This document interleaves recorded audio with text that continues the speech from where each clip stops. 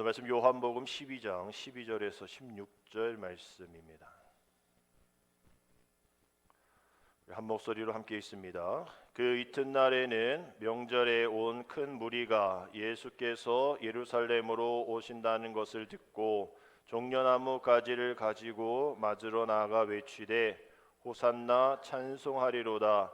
주의 이름으로 오시느니 곧 이스라엘의 왕이시여 하더라. 예수는 한 어린 나귀를 보고 타시니 이는 기록된 바 시온 따라 두려워하지 말라. 보라, 너의 왕이 나귀 새끼를 타고 오신다 함과 같더라. 제자들은 처음에 이 일을 깨닫지 못하였다가 예수께서 영광을 얻으신 후에야 이것이 예수께 대하여 기록된 것임과 사람들이 예수께 이같이 한 것임이 생각났더라. 아멘. 할렐루야. 오늘 사순절 마지막 주간이 시작되어지는 주일로 우리 예수님께서 십자가의 죽음을 위해 어린 나귀를 타고 예루살렘에 입성하시는 것을 기념하는 종려 주일입니다. 그리고 내일부터 이어지는 고난 주간은 예수님의 행적, 또 예수님의 십자가의 죽으심, 또 부활까지 예수님의 생애 가장 중요한 마지막 한 주간을 기리는 고난 주간입니다. 우리 교회를 포함하여 많은 교회들이 이번 한 주간 고난 주간 특별 새벽 기도회로 모일 겁니다.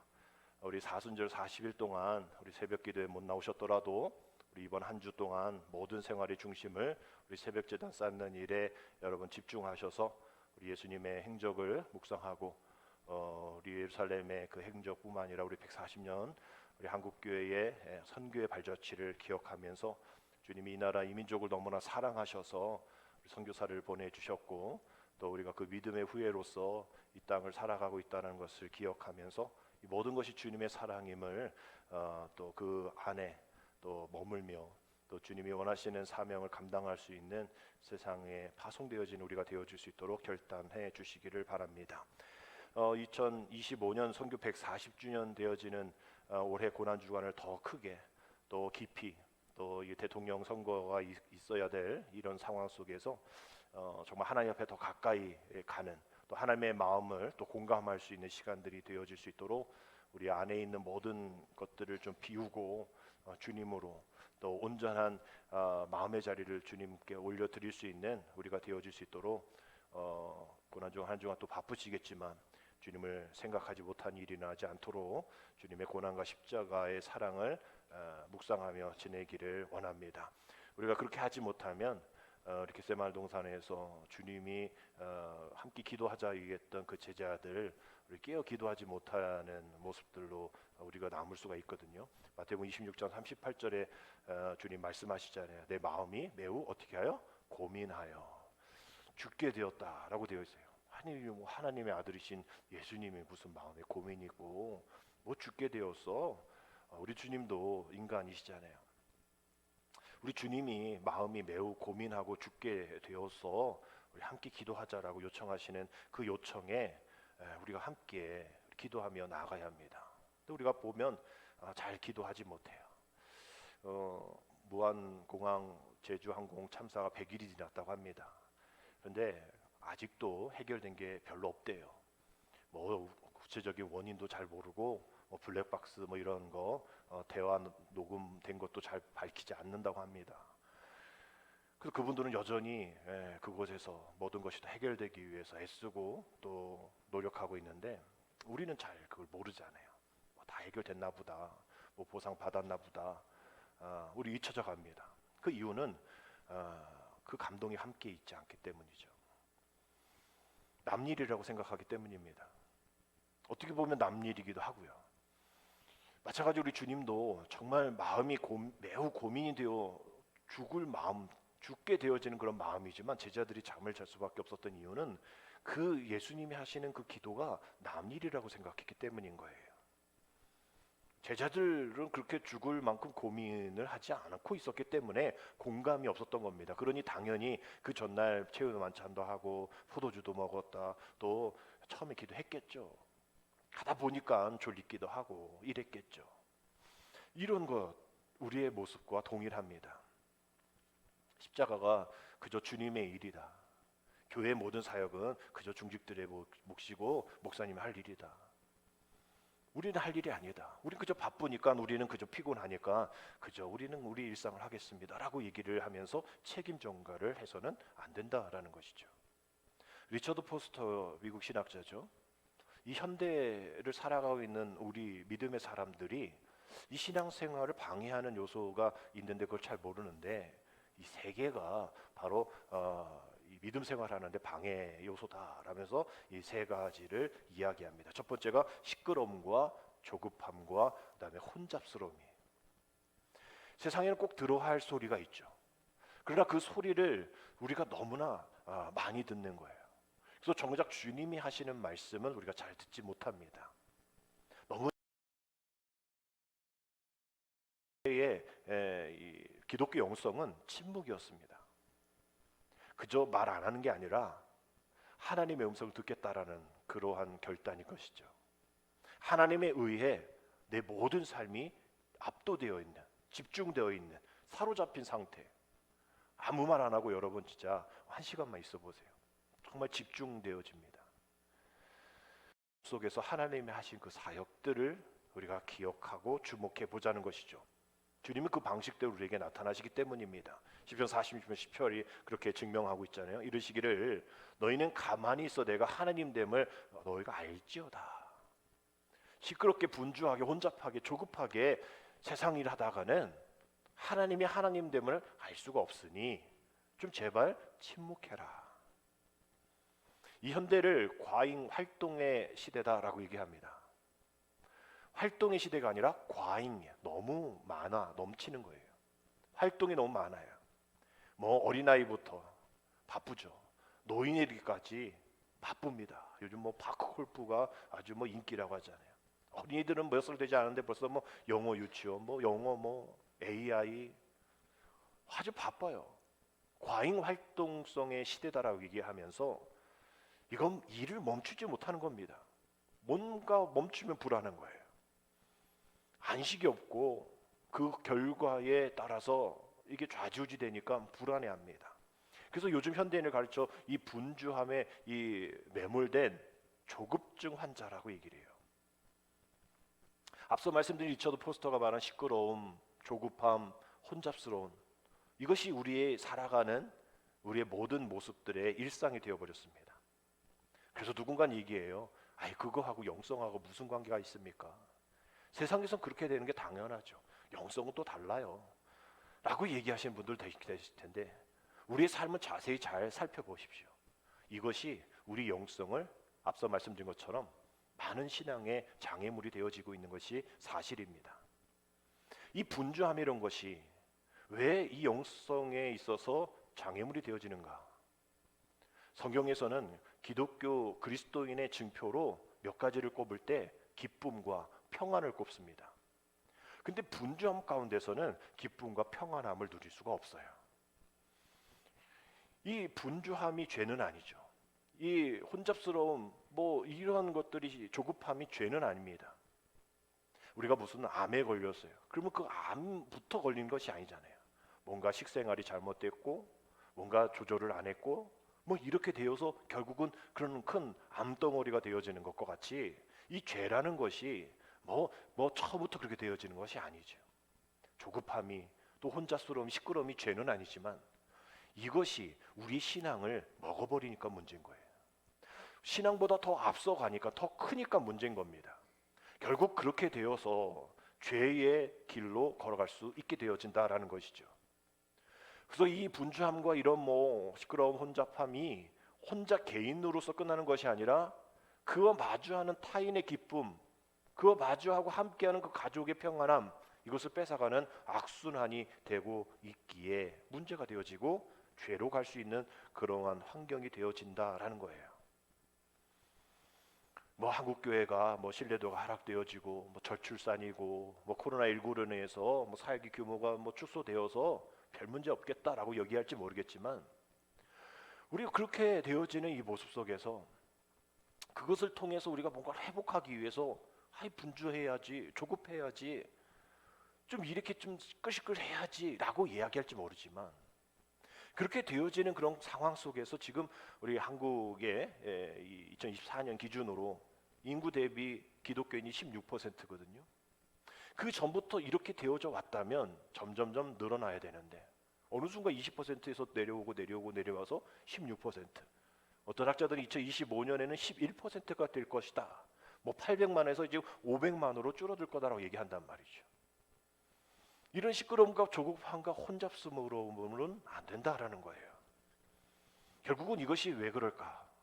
이 모든 것들의 시작은 어떤 신앙이란 것이 사적인 수준에서 머물러 있고 믿음 생활 왜 하십니까? 종교 생활 왜 하십니까? 라고 이야기하면 개인의 행복을 위해서요 라고 얘기하는 그러한 퍼센티지가 더 많아지고 있기에 이 16%가 11%가 되는 일이 멀지 않았단 말입니다.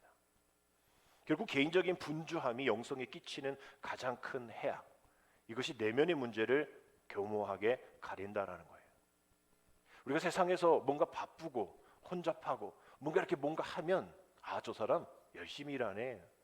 또 뭔가 이렇게 자기 것 챙기지 않고 회사의 일들을 위해서 애쓰고 하면 정말 당신이 있어서 정말 행복해요. 정말 힘이 돼요. 라고 얘기한단 말이에요. 그러다 보니까 그것이 주변의 칭찬이 계속 내 안에 있고 정말 우리 믿음의 사람들의 칭찬, 믿음의 사람들의 어떤 삶의 은혜가 세상의 것보다 못되어서 세상에 받는 그런 칭찬이 고파서 세상으로 나아가는 그러한 개인적인 수준에 머무는 믿음 생활을 하게 된다는 거예요. 어쩌면 이런 모든 것들이 교만과 연결이 되어 있습니다. 세상에서 그렇게 칭찬받으니까 내가 뭔가 된 것처럼 바쁘게 사는 자신의 삶을 보니까 내 자신이 스스로 인정하는 것, 성공하는 것 같이 보여지니까 주변의 사람들로부터 인해 얻게 되어지는 자부심, 그것이 내 안에 가득 찬 거예요. 성공을 위해서 따라가는 것, 주님도 원하실 거야 라고 얘기할지 모르지만 성공은 하나님의 선물입니다. 하나님이 우리에게 주신 선물이에요. 그것을 뭐 잘 통제하면 행복을 누릴 수 있는 수단이 될지 모르겠지만 우리는 그것을 잘 사용 못합니다. 하나님이 우리에게 주신 선물, 우리는 그 하나님 주신 그 마음으로 그 선물을 잘 활용해야 돼요. 내가 어떤 사람을 위해서 정성껏 마련한 그 선물, 그것을 사기 위해서 멀리 가서 또 돈을 지불하고 시간을 투자해서 그걸 사와서 이분이 이것을 잘 썼으면 좋겠다라고 전달을 하는데 그 자리에서 그걸 받고 뭐 고맙다는 얘기 별로 안 하고 그 자리에서 다른 사람에게 너 이거 필요하지? 너 가져.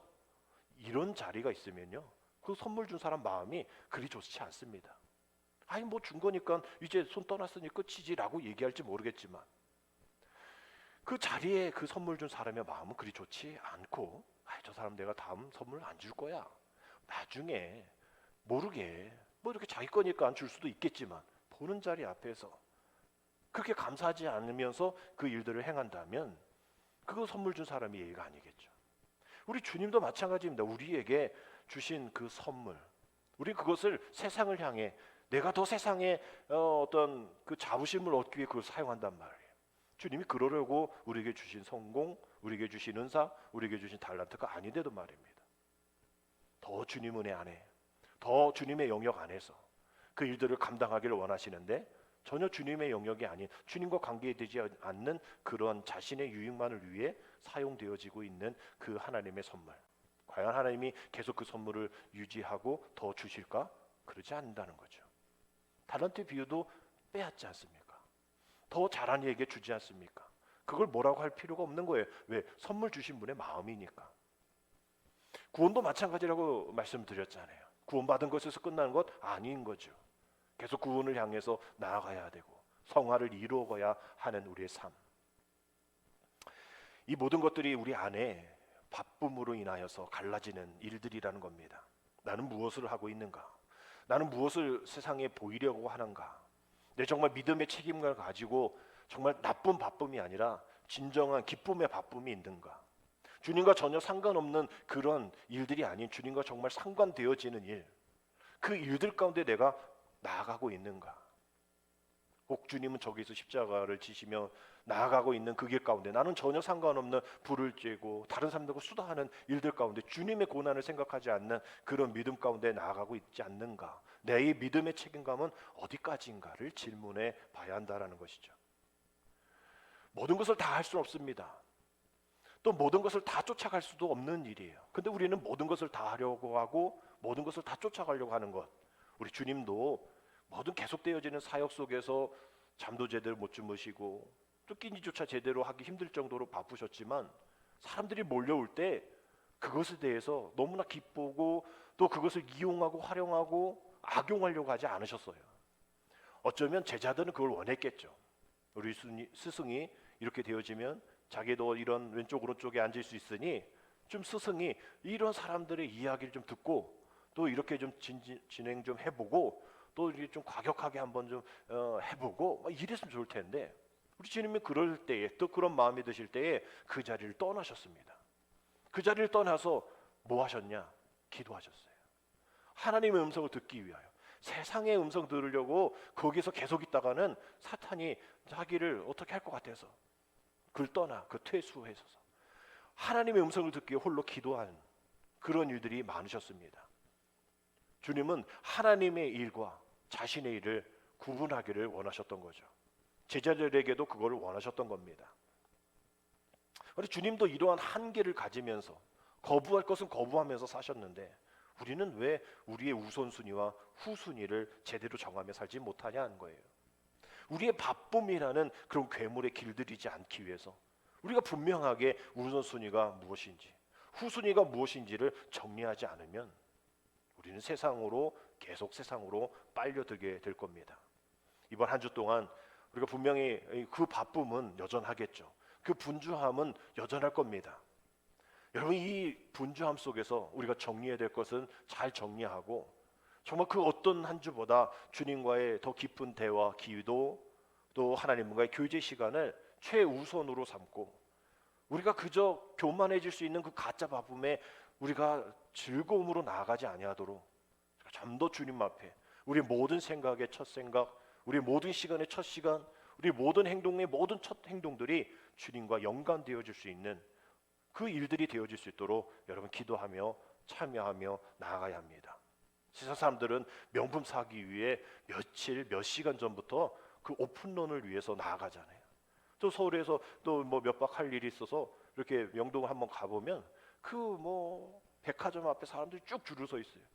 그 전에 가서 물어봅니다. 제가 여기 왜 줄 섰냐고. 뭐 아침밥 드시기 아니겠죠. 백화점 문 앞인데 명품관인 거예요. 언제부터 오셨냐 물어보면 뭐 어제부터 왔다. 인터넷 쳐보면 그 전날부터 와가지고 줄 서 있고 또 돈을 주면서 대리를 하는 그런 사람도 있고 말이죠. 그런 사람들이 모두가 다 명품 사는 건 아니잖아요. 거기 있는 오픈하는 거기에 신상인 몇 개, 중요한 거 몇 개. 그 오픈런을 해서 가장 먼저 들어가면 얻을 수 있는 그 몇 천만 원짜리 뭐 세호 혹은 몇 억, 뭐 몇백 되어지는 그것 얻으려고 몇 명이 되어지는 것을 위해서 수많은 사람들이 줄을 서서 오픈런을 합니다. 이 백화점에서 몇 시 오픈런, 저 백화점에서 몇 시 오픈런, 여기저기 이 가방, 이 시계, 뭐 이 핸드백, 뭐 이런 걸로 인해서 세상은 그러한 바쁨으로 명품을 사기 위해서 밤새 줄을 세워 기다린단 말이에요. 여러분 우리 이런 명품보다 더 귀하고 값진 복음을 위해서 여러분 얼마나 많은 오픈런의 삶을 사십니까? 내 삶의 시작에, 내 하루의 시작에, 내 생각의 시작에 모든 오픈이 주님일 수 있도록 얼마나 밤을 새워 또 얼마나 많은 시간 노력하면서 신앙의 오픈런, 교회를 향한 오픈런, 예배를 향한 오픈런, 사명을 향한 오픈런을 하고 계시냔 말입니다. 이게 뭐가 중요해요? 라고 할지 모르겠지만 그 뭐 한 시간 매일 시작이 뭐가 중요해요? 라고 할지 모르겠지만 그 매일의 하루하루의 시간이 아주 중요한 그러한 우리의 훈련이 되어진다라는 거예요. 훈련되어지는 경기를 뛰는 대표 선수들 뭐 처음부터 그게 되었을까요? 매일매일 자신의 경기를 위한 연습의 루틴이 있었기 때문에 그 일들이 가능한 거죠. 그냥 금메달, 그냥 동메달, 뭐 이런 메달, 세계 선수권 우승 이런 게 되어지는 게 아니잖아요. 매일매일 계속 일에 대한 삶에 대한 모든 것에 대한 연습이 있었기 때문에 그 일들을 이루어낼 수 있었던 겁니다. 제자도 마찬가지예요. 그냥 나 제자입니다. 나 제자 시켜주세요. 그게 됩니까? 안 되는 거죠. 저절로 태어나는 것이 아니에요. 태어날 때부터 제자 되어지는 것 아닌 겁니다. 태어날 때부터 명품 신앙 아닌 거예요. 계속되어지는 신앙의 훈련과 연습을 통해서 평상시 계속 쌓아온 그 경건의 연습을 통해서 결국 결정적인 시기에 결정적인 힘을 발휘하게 되어지는 겁니다. 하루는 약해 보이지만 매일은 강하다는 거죠. 올해 선교 140주년, 우리 특별한 한 해다라고 말씀을 드렸잖아요. 특별한 부활주일일 거고 특별한 추수감사 주일일 겁니다. 140주년이 됐으니 140이라는 또 여러분들이 신앙 연수가 있겠죠. 나이가 있을 겁니다. 매일 하루 한 시간, 매일 시간이 140년이 되었고 여러분의 인생이 되었고 여러분의 신앙이 되었을 겁니다. 이 자리까지 또 이렇게 되기까지 처음의 시작은 연약했을 거예요. 그러나 매일매일 훈련과 또 연습과 또 평상시 쌓아오는 경건의 연습이 이렇게 하나님 은혜 가운데 쓰임받게 되어지는 것이죠. 우리는 이렇게 매일같이 훈련되어지지 않으면 쓰임받을 때에 정말 온전히 내 은혜로 내 것으로 쓰임받는 것인지 아니면 하나님의 것으로 하나님의 사명으로 쓰임받을 것인지를 우리가 분간하지 못할 때가 온다라는 거예요. 훈련되어지지 않으면. 훈련 받았을 거라고 생각하고 훈련 되었을 거라고 생각하고 제자 되었을 거라고 생각했을 때에 우리는 많은 그러한 시행착오를 걷게 됩니다.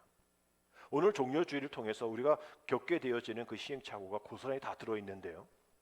우리가 오늘 집중해서 살펴볼 키워드는 종려나무, 호산나, 그리고 나귀라는 이 세 개의 단어입니다. 우리 먼저 종려나무에 대한 이야기를 함께 나눌 때에 13절 보면 종려나무 가지를 가지고 맞으러 나가 외칠 때라고 되어 있어요. 또 호산나 호산나 있지만 종려나무 가지를 가지고 흔들며 환영했던 그 모습이 나와 있습니다. 이 종려나무의 어떤 의미가 있겠죠. 신학적인 의미가. 우리가 그저 뭐 많은 나무, 뭐 그냥 들었을 때에 잘 보이는 나무가 아니라 성경의 말씀에, 구약의 말씀에 어떤 의미가 있는 이 나무였기에 이렇게 종려나무를 흔들었을까를 우리가 잠깐 살펴보면 이 다른 뭐 마태마가 누가 요한 이 사복음서에 다 종려주일에 대한 이야기가 나오는데 특별히 오늘 본문에 나오는 요한이 이 종려나무 가지에 대한 이야기를 좀 더 어떤 승리의 뜻으로 표현하고 있는 그런 말씀들이 좀 나옵니다. 또 이 말씀이 이 승리 또 하나님을 향한 찬양 또 함께함 이런 내용들이 구약에 나오는데 레위기 23장 40절에 보면 첫날에는 너희가 아름다운 나무 실과와 종려나무 가지와 무성한 나무 가지와 신의 벗을 취하여 하나님 너희 하나님 여호와 앞에서 이래 동안 즐거워할 것이다. 이 초막절 우리 추수감사절 같은 그때의 종려나무 가지를 베어서 하나님을 향해 흔들고 기뻐해라라는 그런 내용이 나오고요. 열왕기상 6장 29절에서는 그 성소를 졌을 때에 그 외벽에 사면에 이 그림을 그릴 때에 이 종려나무도 꽃을 핀 형상으로 종려나무 또 꽃을 핀 형상으로 이제 그려라라고 되어 있어요. 또 시편 92편에서는 의인은 종려나무 같이 번성하리라라고 얘기합니다. 의인에 대한 얘기를 하고 있어요. 또 우리가 수요일에 살펴봤던 요한계시록 7장 9절 10절의 말씀 보면 이 일 후에 내가 보니 각 나라와 족속과 백성과 방언에서 아무도 능히 셀 수 없는 큰 무리가 나와 흰 옷을 입고 손에 종려 가지를 들고 보좌 앞과 어린 양 앞에 서서 큰 소리로 외쳐 이르되 이렇게 구원하심이 보좌에 앉으신 우리 하나님과 어린 양에게 있도다라는 말씀이 나옵니다. 그렇게 이 하나님의 은혜 안에 있는 정말 큰 은혜의 사람들이 하나님을 향해 흔드는 그런 나무가 되어지고 있는 것이죠. 특별히 사사기 4장 4절 5절에 보면 여선지자 드보라에 대한 이야기가 나옵니다. 여선지자 드보라의 이야기가 나올 때에 이 드보라가 이 종려나무 아래에서 이스라엘을 재판하는 그런 이야기가 나와요. 이 이스라엘이 사사 시대 가운데 많은 다른 민족에게 어려움 당했잖아요. 이 드보라 사사 시대에도 가나안 야빈이라는 왕이 이 철병거 900대를 가지고 그 앞절에 보면 철병거 900대를 가지고 계속 20년 동안 이스라엘 백성들을 계속 학대하고 괴롭힌 때였습니다. 그때 하나님께서 여선지자 드보라를 보내주시죠. 그래서 종려나무 아래서 그저 휴식을 취하고 어떻게 하면 도망갈까 생각하지 않고 거기에서 하나님의 사명을 감당하는 것을 하나님 보시고 기뻐하셔서 그 철병거 900대나 되는 애들을 다 물리쳐 주시는데, 누구를 통해서 물리쳐 주냐면 이거 뭐 군대 뭐 이렇게 전쟁을 치러보지 못한 군대와 또 그것을 이끄는 장수가 또 아비노함의 아들 바락이라는 그 청년을 통해서 그 이 전쟁을 이기게 해주신단 말이에요. 하나님의 은혜 안에서, 그 은혜 갈대 안에서, 하나님의 종려나무 안에서 하나님의 사명을 하니 너무나 기뻐서 하나님의 귀한 은혜가 있었다라는 거예요. 더불어서 출애굽기 15장 27절에 보면 엘림이라는 그러한 샘물이 나옵니다. 근데 그 전에 출애굽을 하면서 홍해를 건널 때에 많은 사람들이 갈증을 느껴서 광야의 4일길이 지나도록 물을 얻지 못하니까 막 목말라 죽고 허덕이고 막 불평하고 이랬을 때에 하나님께서 마라라는 그러한 샘물을 허락해 주시는데, 그 물을 마셔보니 물 맛이 너무나 독과 같이 썼단 말이에요. 그래서 하나님께 다시 기도해서 그 마라의 쓴물이 물맛이 바뀌어서 모든 백성들이 마셨단 말이에요. 근데 한 60만 명이나 되는 사람이 마셔야 되니 너무나 부족했단 말이죠. 그래서 다시 하나님 앞에 믿음대로 말씀대로 살겠습니다 간청했더니 하나님께서 그것을 보시고 그 믿음을 보시고 축복하셔서 이 엘림이라는 곳으로 인도해 주셨는데, 오늘 27절의 말씀 보니까 그들이 엘림에 이르니 거기에 물샘 12이 있다 그랬어요. 물이 이제 12샘물이 하나가 아니라 마라 하나가 아니라 엘림에는 12샘물이 있는데 12샘물이 있었으니 60만 명이 어떻게 먹었겠죠. 근데 물은 먹었는데 그 광야에서 뜨거운 태양볕에 어려움 당했을 때 종려나무 몇 그루예요? 70그루. 종려나무 70그루를 통하여서 그들을 보호해 주시는 장면이 나옵니다. 이렇게 종려나무, 이 종려나무가 많은 사람들에게 또 은혜 안에 하나님의 동행과 하나님의 보호하심 아래 있다라는 것을 알고 있는 나무인 거죠. 이 종려나무를 가지고 외쳤던 외침이 오늘 두 번째 키워드인 호산나입니다. 13절 보면 종려나무 가지를 가지고 맞으러 나가 외치되 무엇이라 했죠? 호산나, 호산나. 호산나라는 이 단어가 히브리어로 호시아나라는 단어입니다. 호시아나. 호시아라는 것은 뭐 호세아, 여호수아, 이 호시아가 이제 구원이라는 뜻을 가지고 있고요. 나는 지금이라는 뜻을 갖고 있습니다. 그러니까 호산나, 오늘 노래 함께 찬양했잖아요. 호산나, 호산나. 이 호산나는 알고는 있는데 이 호산나가 뭔 뜻인지 잘 모르신다면 호시아나를 기억하면서 구원, 지금 구원, 이것을 기억하시면 됩니다. 호시아나, 호산나, 지금 우리를 구원하소서라는 뜻이 되어지는 것이죠. 시편 118편 25절 여호와여 구하옵나니 이제 구원하소서, 여호와 우리가 구하오니 이제 형통하게 하소서. 이 초막절의 제사장들이 제단 주위를 돌면서 암송했던 시편 118편의 말씀이 바로 이것입니다. 지금 구원하소서, 지금 구원하소서.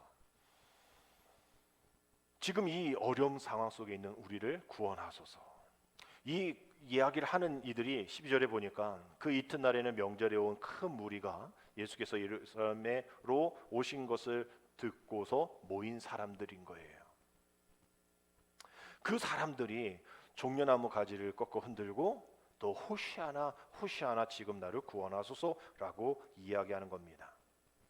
그래서 15절에 보니까 이는 기록된 바 시온 따라 두려워하지 말라, 보라 너의 왕이 나귀 새끼를 타고 오신담과 같더라 라는 말씀이 나오는데, 이 기록된 바에 대한 이 기록이 스가랴 9장 9절이죠. 시온에 따라 크게 기뻐할지어다, 예루살렘의 딸들아 즐거워 부를지어다, 보라 내 왕이 내게 임하시나니 그는 공의로우시며 구원을 베푸시며 겸손하셔서 나귀를 타시니 나귀의 작은 곳 곧 나귀 새끼니라. 종류줄의 마지막 세 번째 중심 키워드가 나귀입니다. 말은 권위를 상징하고 낙타는 부를 상징하죠. 근데 뭐 나귀는 딱히 뭐 대표할 만한 게 없습니다. 예수님께서 이 나귀를 좀 가지고 와라 하셨을 때도 그 벳바게라는 동네에서 갖고 오시거든요. 이 벳바게, 뭐 베다니 이런 동네는 이 예루살렘, 베들레헴 얘네들에 살지 못하는 그런 그 안에 살 수 없는 그러한 어려운 그런 사람들이 사는 그 동네인 거예요. 그 동네에 있는 나귀를 가지고 좀 가난을 대표하는 것이죠. 근데 성경에서 이 나귀의 존재를 말하 세상에서는 그 존재감이 없지만 성경에서 그 존재감을 얘기하라면 오히려 말보다 낙타보다 오히려 나귀가 더 친근감을 갖고 있는 것을 보게 됩니다. 주연은 아닌데 조연처럼 말이죠. 항상 진실한 모습으로 부르심에 충성을 다하는 그런 겸손한 종의 모습을 보여주는데 이러한 이유가 증거가 또 낙타의 등에 새겨져 있죠. 저는 매년 이 종려주일 나귀 사진을 여러분에게 보여드리는데 또 여러분 보셔야 됩니다. 이 나귀가 이 등에 머리부터 꼬리까지 한 줄 검은 줄, 또 앞팔 양쪽으로 한 줄이 나와 있단 말이에요. 그럼 겉에서는 모르는데 위에서 보면 영락없는 십자가가 되어져 있습니다. 그래서 누군가는 이것이 이제 예수님의 이제 수고로 예수님이 등을 타고 왔으니까 어떤 그 예수님의 겸손함을 섬겼던 수고에 대해서 주님이 주신 명예로운 보상이다라고 이야기하는 이들도 있어요. 분명 예수님은 이 나귀를 보셨겠죠. 14절에 보니까 예수는 한 어린 나귀를 보고 타셨다라고 되어 있어요. 여기에 뭐 안장과 뭘 얹었으면 보이지 않겠지만 이미 뭐 많이 보셨겠죠. 우리야 뭐 주변에 나귀가 없으니까 잘 모르겠지만 나귀가 이렇게 되어지고 있다는 거. 옆에 보면 새끼도 역시 마찬가지로 그렇게 위에 거 있단 말이에요. 왜 이거 있는지는 잘 모르겠어요. 왜 이렇게 두 개밖에 없는지 모르겠어요. 호랑이 얼룩무알처럼 막 돼 있으면 모를까. 여튼 이런 것을 보면서 이 나귀의 겸손 또 가난함을 상징하면서 그 위에 십자가가 있는 모습을 보면서 예수님께서 예루살렘에 입성하시는 거겠죠. 근데 이 말과 낙타가 못 가는 그런 곳에 이 나귀가 가는데 험난한 그러한 벼랑 또 미끄러운 강가 이럴 때에 나귀만큼 적합한 동물이 없다 얘기합니다. 이것을 보고 레너드 스윗 목사님이 이렇게 얘기하죠. 여러분은 그분의 나귀가 되시렵니까? 그래서 벼랑으로 걸으시겠습니까? 낭떠러지와 극한 상황에서도 두려워하지 않으실 자신이 있으십니까? 여러분은 현세와 내세 사이에 미움과 사랑의 사이에 전쟁과 평화의 사이에 벼랑을 걸으실 자신이 있으십니까? 라는 질문을 합니다. 오늘 우리 종려주일에 우리는 이 질문에 솔직히 대답을 해야 할 이유는 앞서 말씀드린 그런 큰 무리들이 종려나무가 그런 의미가 있고 호시아나라는 것이 의미가 있고 낙타라는 것이 그러한 의미가 있는데도 불구하고 얼마 되지 않아서 그들이 들었던 종려나무에 돌이 들려 있고 폭행이 들려 있고 호시아나 우리를 구원하소서가 아니라 이제 너는 우리를 구원 못해 십자가에 못 박으라는 얘기가 되어 있고 나귀가 처음에는 겸손을 생각해서 그래 겸손 좋지 라고 얘기했지만 겸손으로 뭐가 돼? 아무것도 안 되잖아. 우리에겐 말이 필요해. 우리에겐 낙타가 필요해. 권력이 필요해. 돈이 필요해 라고 얘기하는 우리들의 모습이 얼마 안 돼서 우리들의 모습도 그렇게 되어지고 있다라는 그것이기 때문에 우리는 이러한 질문에 정말 내가 구원이라는 것을 얼마나 굳게 믿고 있는가? 그저 이렇게 저렇게 환경에 따라서 변화되어지고 있고 또 내가 이야기했던 고백들이 잘못된 고백이 되어지고 있고 한순간에 기쁨의 고백이 불평으로 바뀌는 우리의 모습은 있지 않은가? 우리 이런 모습 속에서 우린 때로는 그런 질문을 해볼 수가 있겠죠. 왜 주님은 왜 우리 말 안 들어주실까? 왜 이렇게 가엾은 신미지 백성들의 간절함을 듣지 않으실까? 왜 내가 하고 싶은 대로 하게끔 안 해주시는가? 좀 그렇게 해주시면 안 됩니까? 라고 이야기할지 모르겠지만 우리 주님은 그들의 방식이 아닌 오히려 십자가를 지는 방식으로 나아가셨잖아요. 그렇게 하는 것이 하나님을 위한 길이었기 때문에 오히려 그렇게 하는 것이 백성을 위한 길이었기 때문에 주님은 그들의 말을 듣지 않으신 겁니다. 그들의 열광을 모른 척 하신 거예요. 침묵하신 겁니다. 왜냐하면 그것을 아는 분은 예수님밖에 없었기 때문인 것이죠. 마지막 16절 우리 함께 있습니다. 제자들은 처음에 이 일을 깨닫지 못하였다가 예수께서 영광을 얻으신 후에야 이것이 예수께 대하여 기록된 것임과 사람들이 예수께 이같이 한 것임이 생각났더라. 우린 잘 모릅니다. 지금 우리가 이 세상 살아갈 때 왜 주님 그렇게 하셨을까? 왜 하나님 이렇게 하십니까? 우린 잘 몰라요. 제자들도 처음에는 그 일을 깨닫지 못하였다고 얘기했잖아요. 예수께서 영광을 얻으신 후에야 그래서 그러셨구나. 그것이 생각나는 겁니다. 이것이 믿음이고 은혜고 깨달음인 것이죠. 주님은 이것을 모르는 제자들을 볼 때 얼마나 외로우셨을까, 얼마나 힘드셨을까. 환호하는데 그 환호함을 받지 못하시는 그 주님, 뭔가 그렇게 해달라는데 그렇게 해주지 못하는 안타까움, 그것을 이해하지 못하는 사람들의 기대하는 방식대로 갈 수 없는 자신의 이러한 처제들, 이 한 주간 그러한 많은 고민과 어려움 가운데 주님 보내십니다. 겟세마네 동산에서 정말 어떻게 하든 이 잔을 한번 좀 피하게 해주십시오. 그 고민을 거쳐서 난 결론은 하나님의 뜻대로 하여 주옵소서. 오히려 주님도 호시아나 나는 그렇게 하지 못하는데 주님 나를 구원해 주소서. 다른 때가 아닙니다. 지금 나를 구원해 주소서. 주님 앞에 하나님 앞에 우셔야 했고, 또 사람들 앞에 또 참으셔야 했고, 그것을 우리가 생각하면서 나아갈 때에 주님이 단순히 예루살렘에 죽으러 들어간 것이 아닌 것을 우리는 알잖아요. 우리를 살리시기 위해 들어가신 거잖아요. 새로운 삶을, 새로운 역사를 창조하시려고 들어가신 것이잖아요. 그러니 우리도 우리 것만 고집하지 말고, 우리의 바쁨만 고집하지 말고, 내 신앙, 참 신앙이 이제 자기 부정, 자기 부인으로부터 시작되어지자. 그런 마음 가지고 뭔가 부정을 해야 참된 긍정이 있을 거 아닙니까? 정말 우리 좀 부정 좀 하자는 거예요. 참된 긍정을 위해서 좀 세상을 향해 부정을 좀 해봅시다. 난 그렇게 살면 안 돼. 난 그런 사람이 아니야. 난 이제 그러면 안 되라고 부정을 해야 내가 진정한 믿음의 사람입니다. 정말 예수 믿는 사람입니다. 내가 정말 충만한 교회 장로이고 충만한 교회 목사이고 충만한 교회 성도입니다라는 그런 참된 긍정을 할 수 있을 거 아니에요. 그러려면 우리는 버려야죠. 버려야 얻을 것이 있지 않습니까? 버리지 않고서 어떻게 얻을 수가 있어요? 떠남이 있어야 도착이 있는데 떠나지 않고서 도착을 원합니다. 떠남이 있어야 도착이 있는 것, 그것이 바로 우리의 모습이라는 거예요. 볼품없는 나귀를 타고 간다 할지라도 말입니다. 오늘 본문에 등장한 큰 무리, 오늘 등장한 그 큰 무리와 우리 요한계시록의 그 말씀에, 아까 본 말씀에 이 큰 무리는 다른 무리입니다. 정말 그 요한계시록에 있는 큰 무리들은 정말 하나님의 은혜 안에 헌신되어지고 많은 그런 심판과 많은 어려움 속에서도 믿음 지키겠다고 역사 가운데 나아가는 큰 무리예요. 그러나 오늘 본문에 등장한 큰 무리는 하루에도 수십 번 수백 번씩 바뀌는, 좋을 때는 좋은 거고 나쁠 때는 나쁜, 그런 왔다 갔다 하는 그런 무리가 되어지는 거예요. 큰 무리, 아무리 큰 교회면 뭐합니까? 아무리 많은 재산 갖고 있으면 뭐예요?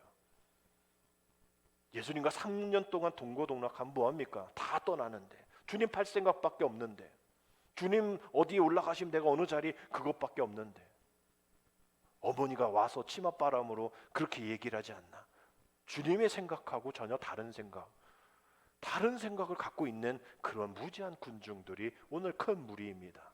자기의 소견에 오른 대로 말해버리고 행동하고 자기가 무슨 얘기하는지도 모르는 그런 무리인 것이죠. 이맘때에 이 피는 꽃 중에 하나가 수선화입니다. 이 수선화를 렌트 릴리라고 얘기해요. 사순절의 백합이다라고 얘기합니다.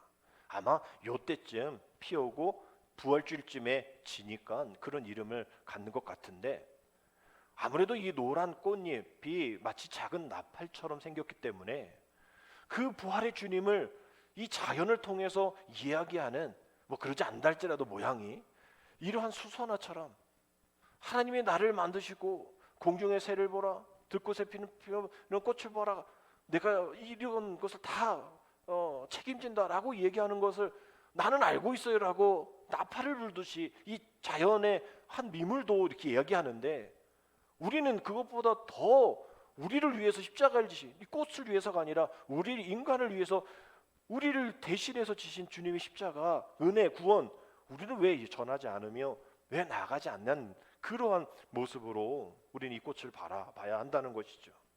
작은 수선화도 들판 가득 피어 힘을 다하여 나의 주인은 주님이십니다라고 외치고 있는데, 왜 이 세상 속에서 분주함과 초조함과 시끄러움 속에서 다른 것을 외치며 복음이 아닌, 진리가 아닌 다른 것을 외치며 살아가냔 말이에요. 우리는 이 모든 일들을, 이 모든 상황들을, 이 큰 무리와 같은 이러한 왔다 갔다 상황에 따라 하고 싶을 만한 하는 우리들을 다시 한번 십자가에 매달고 골고다를 향하는 이 순례 기간을 우리 한 주 동안 보내기를 원합니다.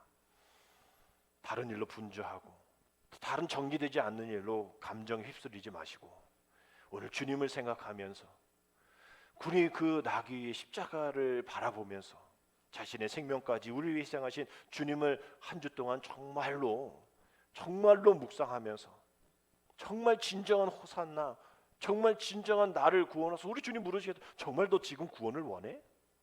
너 지금 구원을 원하는 마음이, 삶이, 태도가 지금 그래? 우리 입술로만의 고백이 아니라 정말 진정한 마음의 깊은 곳에서 주님이 기도하실 때 우리도 같이 기도할 수 있는 그런 뜨거운 공감의 마음을 가지고 하나님을 찬양하는 그런 함성이 변하지 않고 끊임없는 그런 우리가 되어서 우리 안에 있는 그 어떤 것 종려나무가 되어질지, 우리의 입술이 그 어떤 것 호시아나가 되어질지, 우리가 가는 그 길 정말 주님이 이끄시는 나귀의 겸손의 그러한 종의 모습으로 나아갈 것인지를 결단할 수 있는, 그래서 그 결단의 완성을 우리 부활주의를 통하여 다음 주일은 우리가 기쁨과 감격으로 우리가 전도하는 분들을 모시고 또 그동안 나오지 못한 분들을 모시고 또 내 마음이 다시 한번 새롭게 부활되어서 우리가 이 호산나를 다시 한번 외치며 나를 지금 구원하소서, 우리 충만한 교회를 구원하소서, 이 한국 교회를, 우리 감리교회를 140년 전에 하나님 은혜 가운데 하신 이 모든 것들을 다시 한번 호시아나 구원하소서. 다음은 안 됩니다. 지금 오늘 140주년 되어지는 올해 구원하옵소서. 다시 한번 이 모습으로 인해서 16%의 이 기독교인들이 11%가 되지 않도록 점점점 많아지는, 점점점 번성해되어가는, 점점 충만해지는 우리 모두가 되어줄 수 있도록 기도하며 부활주의를 기쁨으로 감격으로 맞이하는 저와 여러분 되시기를 주님의 이름으로 축복합니다. 기도드립니다. 하나님, 오늘날 우리의 신앙생활에서 호산나의 의미를 올바로 또 되새겨 힘들고 지칠 때, 억울할 때, 괴로울 때마다 우리의 입술이 불평과 불만이 아니라 호시아나가 되어질 수 있도록 우리의 입술에서 떠나지 않게 인도하여 주옵소서. 오직 주님만이 나를 구원해 주실 수 있습니다라는 고백으로 우리의 삶 속에서 주님을 구주로 인정하고 주님의 구원의 능력을 믿는 믿음의 실천이 있는 우리 모두 되게 인도하여 주옵소서. 예수님의 이름으로 감사하며 기도드립니다. 아멘.